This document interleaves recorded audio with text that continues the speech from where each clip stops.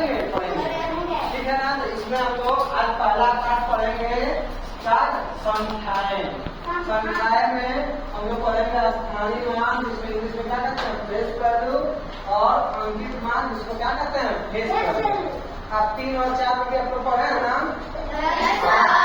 पढ़े हैं। तो उसमें हम लोग संख्या पढ़े होंगे। क्या पढ़े हैं? संख्या में क्या पढ़े? इकाई,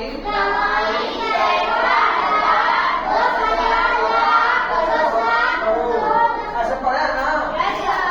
हाँ। तो जैसे मान लीजिए कुछ दे दें, यही कुछ भी दे दे आपका, अगर भेज देंगे जैसे इकाई, दहाई, सैकड़ा, 10,000, लाख, कैसे पढ़ेंगे? 2,75,423 पढ़ेंगे ना? ऐसे पढ़ेंगे ना आप लोग? हाँ। ठीक इसी तरह हम लोग मान लीजिए पूछ दे हम कि अच्छा ये बताइए आप लोग कितना लिखा है? तो 3 अंकों की सबसे बड़ी संख्या है? 3 अंकों की सबसे बड़ी संख्या की छोटी संख्या?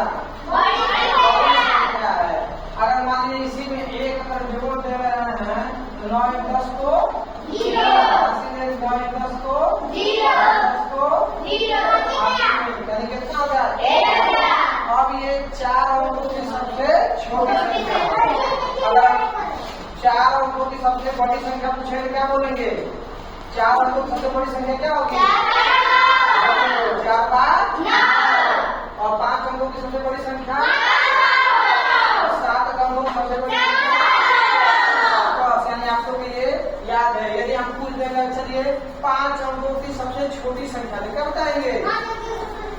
हाँ, 5 अंकों की सबसे छोटी संख्या। 1 के बाद कब 0 होगा? 1 के बाद 4 को 0। ऐसा क्या करो?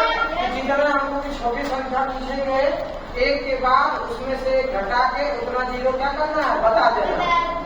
ठीक ना? तो अब आप आइए हम लोग क्या पढ़ेंगे?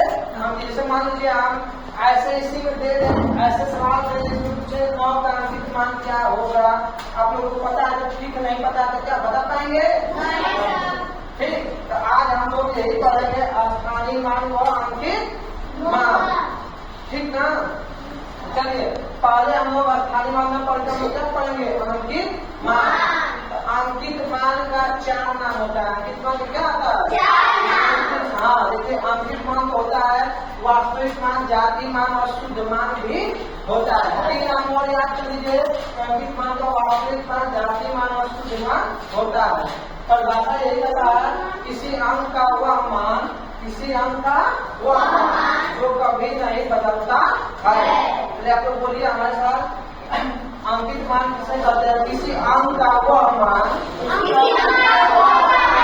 अंक का वह मान जो कभी नहीं बदलता है, अंकित मान कहलाता है। किसी अंक का वह मान जो कभी नहीं बदलता है, अंकित मान कहलाता है। यानी अंकित मान जो खुद संख्या होती है वही होता है। अंकित मान जो खुद संख्या होता है वही होता है। ठीक है? असाकर में देखिए अब इसका जो 3 नाम वाले 4 नाम कोई पूछे वास्तविक मान क्या है, जाति मान क्या है, शुद्ध मान क्या है, सब क्या है? अंकित मान। लेकिन इंग्लिश में फेस वैल्यू, इंग्लिश में क्या होता है? फेस मतलब क्या होता है? चेहरा। Very good. फेस मतलब क्या होता है? सब लोग को पता है। यानी जैसे आप ध्यान से देखिएगा हमारा ये चेहरा इस समय है, तो ये चेहरा जो यहाँ पे है, अगर मान लीजिए हम कसिया में जाए तो हमारा चेहरा बदल जाएगा, पूरा बदल जाएगा। आप ही लोग हैं, अगर आप जाएंगे घर तो चेहरा बदल जाएगा। यानी आप लोग जैसे हैं वैसे ही क्या करेंगे? रहेंगे। चेहरा जैसा है इंसान का वैसा बदलेगा नहीं ना? कोई ना कितनी पाउडर लगाए तो बदल थोड़ा मत चेंज होगा, लेकिन चेहरा का डिजाइन वही रहेगा। ठीक ऐसे है कि अंकित मान कभी बदलता नहीं है। जैसे मान लीजिए धारा में देखिए क्या कितना है, वे सभी अंकों का अंकित मान ज्ञात कीजिए। तो हम बताएं कि अंकित मान बदलता नहीं है। यानी इतना में 2795 में